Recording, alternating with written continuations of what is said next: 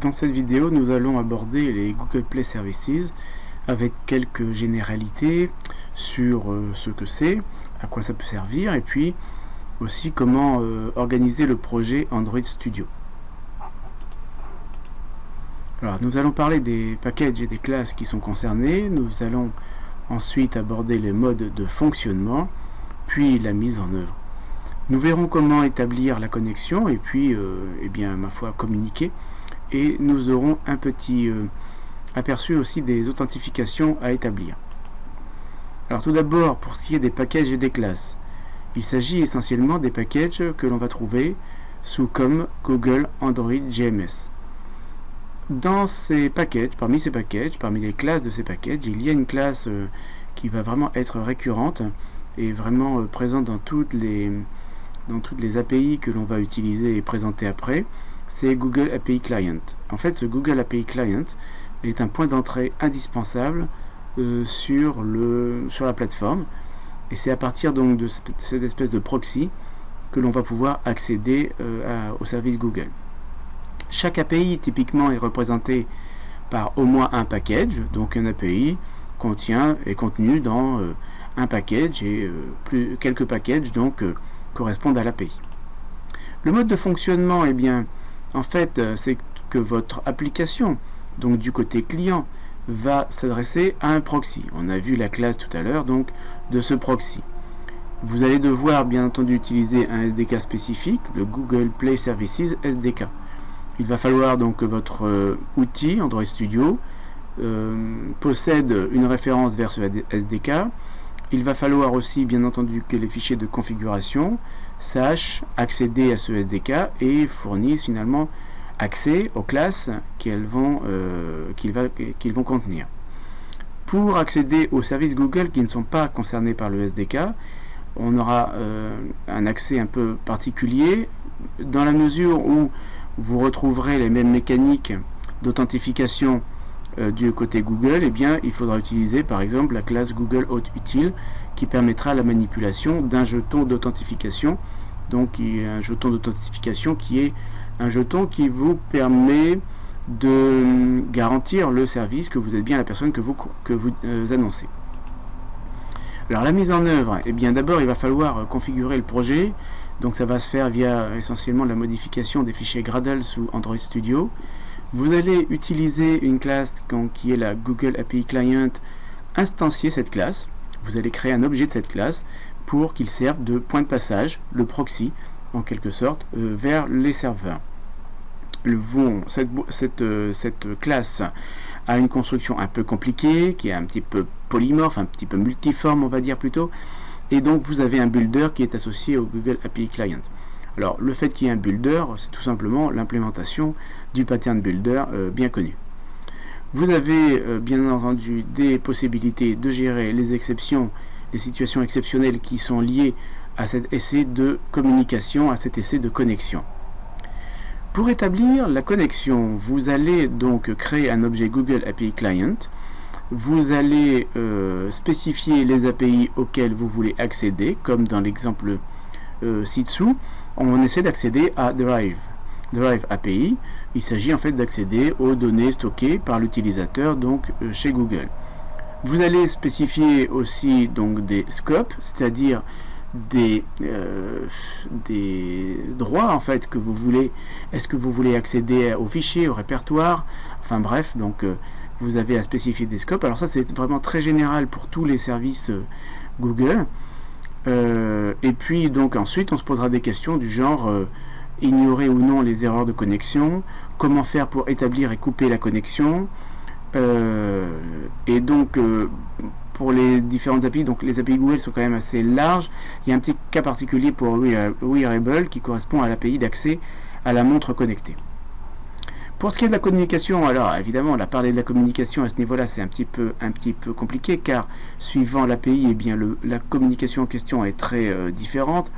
Entre une communication qui est en fait essayer de se faire authentifier et puis la communication qui est d'accéder au disque et aux données de l'utilisateur, évidemment, on n'est pas du tout dans le même registre.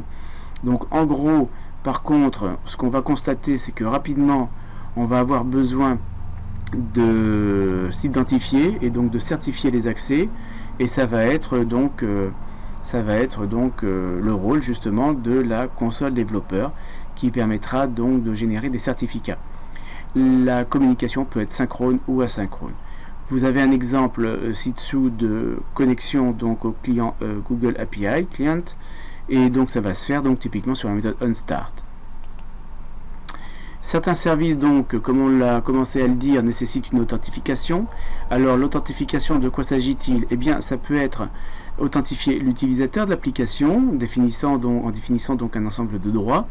Donc, vérifier que celui qui essaie de se connecter, effectivement, s'annonce bien comme celui qu'il est. Certifier l'application elle-même. Là, il s'agit en fait de vérifier au niveau des serveurs Google que l'application qui se connecte, elle a le droit et elle est bien celle qu'elle est. Ça va passer par donc des procédures d'enregistrement de votre application, de votre projet auprès des services Google. Et puis pour les API REST, eh bien les API REST, donc les API d'accès direct au monde HTTP, eh bien vous allez devoir bien sûr aussi là vous authentifier. Dans le cas d'un projet donc utilisant les Google Services, de quoi avons-nous besoin? Alors tout d'abord, nous pourrions faire une petite remarque sur les scripts. Donc je viens regarder les scripts Gradle ici.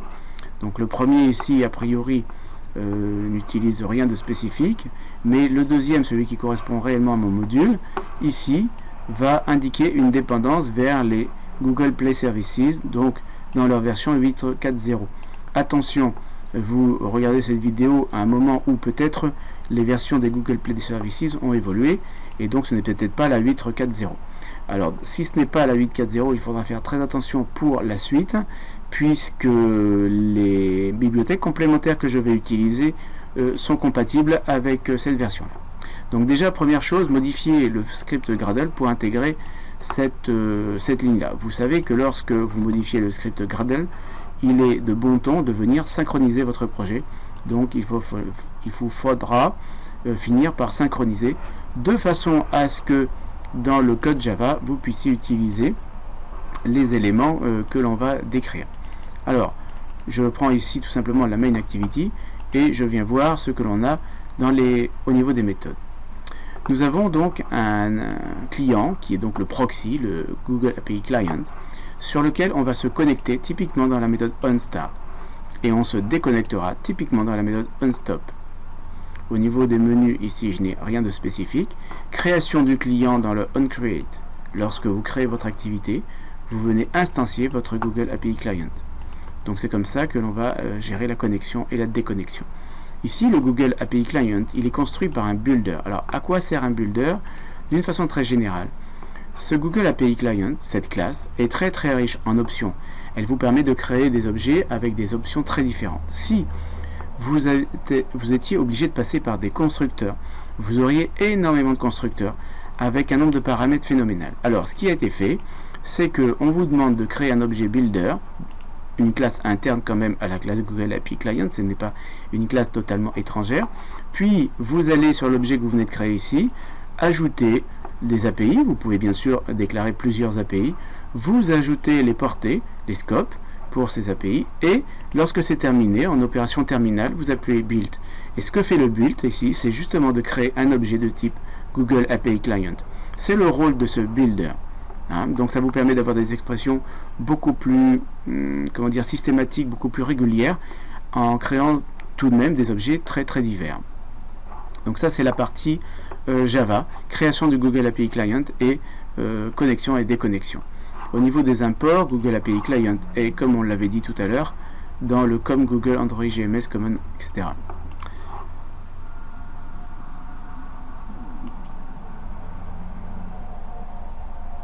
Au niveau des SDK, du SDK Manager, il vous faudra venir vérifier que vous avez effectivement accès au Google Play Services et sans doute d'ailleurs Google Repository.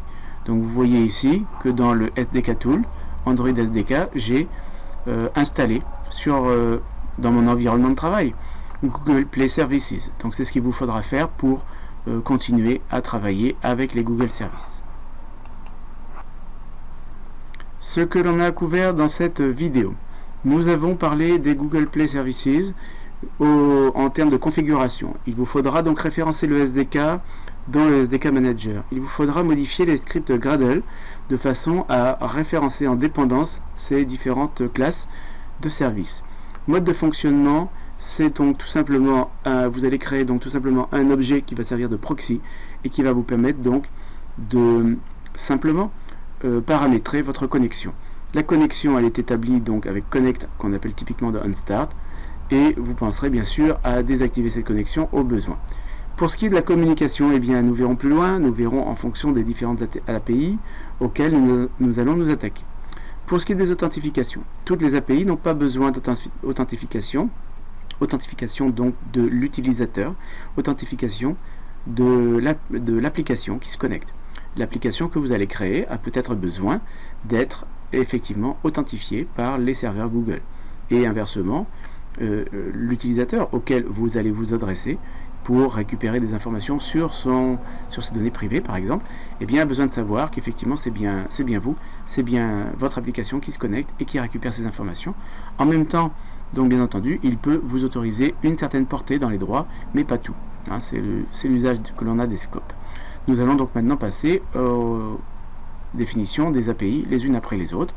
Quelques bons exemples sur les accès aux services Google.